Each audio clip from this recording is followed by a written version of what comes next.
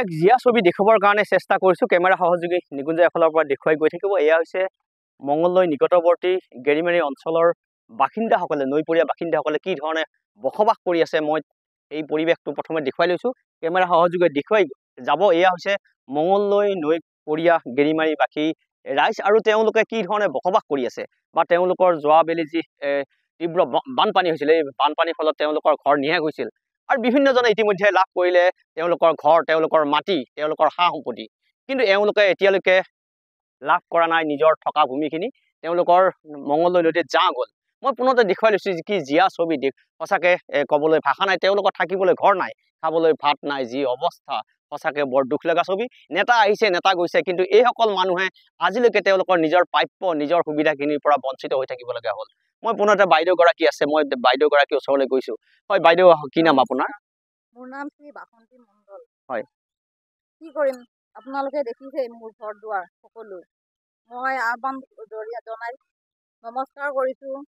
আমাৰ মুখ্যমন্ত্ৰী মহোদয়ৰ ওচৰত প্ৰাৰ্থনা কৰিছো যে মোৰ এই ল'ৰা ছোৱালী লৈ মোৰ ঘৰ দুৱাৰ ভাঙি চিঙি শেষ একো নাই মই এখন সাধাৰণ তিৰপালো পোৱা নাই আৰু মই চাউলো এমুঠি দিছে চাউল দিছে মই চাউলো এমুঠি পোৱা নাই গতিকে মই কি হিচাপত মই এই ল'ৰা ছোৱালী লৈ চলিম আৰু মই এখন সৰু দোকান দি কিবা কৰি এখন হোটেল কৰি মই চলি ল'ৰা ছোৱালীকেইটা পোহপাল দি মই আছোঁ মোৰ মানুহজন কাম কলা শুনা নাপায়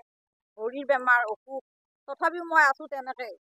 কি কৰিম এতিয়া মই উপায় নোহোৱা হৈছে আপোনালোকৰ ওচৰত মই মহোদয়ৰ ওচৰত প্ৰাৰ্থনা জনাইছোঁ মোক জানো অলপমান মাটি দিয়ে থাকিবলৈ মোৰ ঘৰ দুৱাৰ নাই আৰু এবছৰ আগতে বানপানী অহাৰ পিছত বহুতে টকা পইচা পালে ঘৰ দুৱাৰ মাটি বাৰী পাইছে মোক একোৱে নিদিলে এই স্থানত কি আছিল আপোনালোকৰ এই আমি য'ত থিয় হৈ আছো এই স্থানত কি আছিল ঘৰ আছিলে মোৰ এটা সাধাৰণ ঘৰ চৰকাৰে দিয়া ঘৰ এটা আছিল সেইটোও মোৰ ভাঙি লৈ গ'ল বানপানী মই এতিয়া কি কৰিম আপোনালোকে মোক বিচাৰ কৰি পেলাই ৰাইজে মোক জানো মহোদয়ে জানো আকৌ নিৰ্বাচন আহিল আপোনালোকে এই ধৰণে বঞ্চিত হৈ থাকিব কি ভাবিছে কি কৰিম আমাৰ এতিয়া যদিও আকৌ বানপানী আহে মোৰ থাকিব জেগা নাই মই ৰাস্তাত যাই থাকিব লাগিব তম্বুটনি আপোনাৰ অৰুণোদয় পাইছিলে নাই অৰুণোদয় মই পোৱা নাই পাই আছিলো এবছৰ এতিয়া আকৌ হ'ল আজি 6-7 মাহ মান হ'ল মোৰ অৰুণোদয়টো বন্ধ কৰি থৈ দিছে মই এতিয়া কি কৰি চলিম মই মাটি কাটো মই হাজিৰা কৰোঁ মানুহৰ ঘৰত মই জোঠা বাচন ধুই মই চলি আছোঁ মই এনেকুৱা বেমাৰী মানুহ চাওক মোৰ কেনেকুৱা অৱস্থা মই এনেকুৱা পংগু সানি মানুহ এজনী যদি মই যদি অৰুণোদয় নাপাওঁ তেতিয়াহ'লে কোনে পাব মই অসমীয়া মানুহ মই অসমৰ জীয়াৰী মই চিভিল কাষ্টৰ মানুহ কিন্তু মই অসমীয়া মানুহ হৈ যদি মই নাপাওঁ কোনে পাব এই ধৰণে বঞ্চিত হৈ আহিছে হয় এই ধৰণে যি আইগৰাকী আছে তেখেতে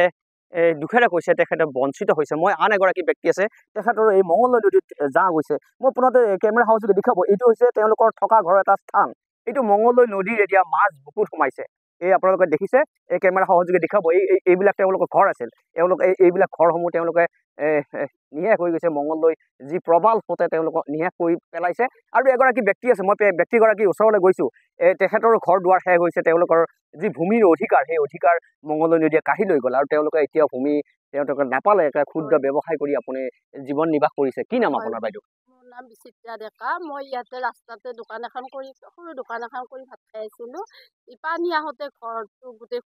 পানী গ'ল নহয় ভাঙি চিঙি এতিয়া সেনেকে আছো আপোনালোকে আবেদন নিবেদন কৰিছিল নাই আবেদন নিবেদন কৰিছিলো কিন্তু বাকী বিলাকক দিলে আমাৰতো নামে লিষ্টত নামটো নুঠলা মই কৈছিলো মোৰ নামটো উঠিয়ে নিদিলা এতিয়া মই আকৌ এইবাৰ যদি পানী আহে মই কেনেকে থাকিম ইয়াতে আমাৰ ক'তো নিজৰ নামৰ ক'তো মাটি নাই আমাৰ বসুন্ধৰা আঁচনিত আমি মাটি পাব লাগিছিল আমাক নিদিলে বেলেগক দিছি বাকী বিলাকে পাইছে মই পোৱা নাই আৰু অৰুণোদয় আঁচনিটো মই ইয়াতে ৰাস্তা কিনাৰত দোকানখন কৰি খাই থকাৰ কাৰণে অৰুণোদয় আঁচনি পইচাটো মেম্বাৰে মোৰ নামটো নিদিলে কাগজ পাতি জমা দিছিলো কিন্তু অমনোযোগ দিলে তেওঁ মনোযোগ নিদিলে মোক নাজানা ভাউজুৰি মোৰ কাগজখিনি অফিচত জমা নিদিয়াৰ কাৰণে মই পইচাও নাপালোঁ ডিচি অফিচত যাই খবৰ লৈ আছোঁ কিন্তু এতিয়া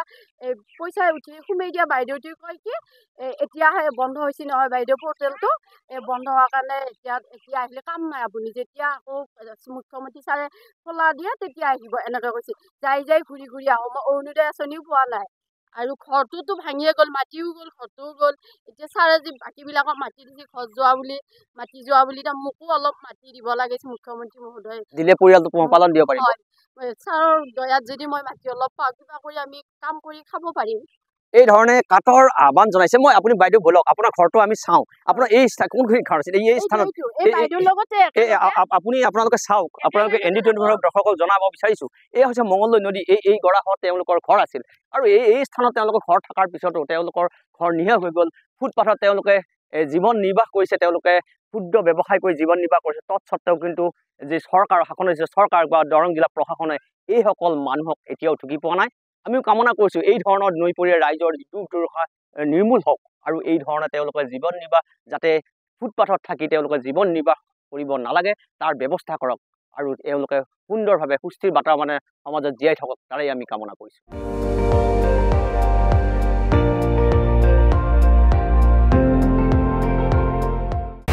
আপুনি চাই আছে ND24 সৰ্বশ্ৰেষ্ঠ নহয় সৰ্বোত্তমৰ দৌৰত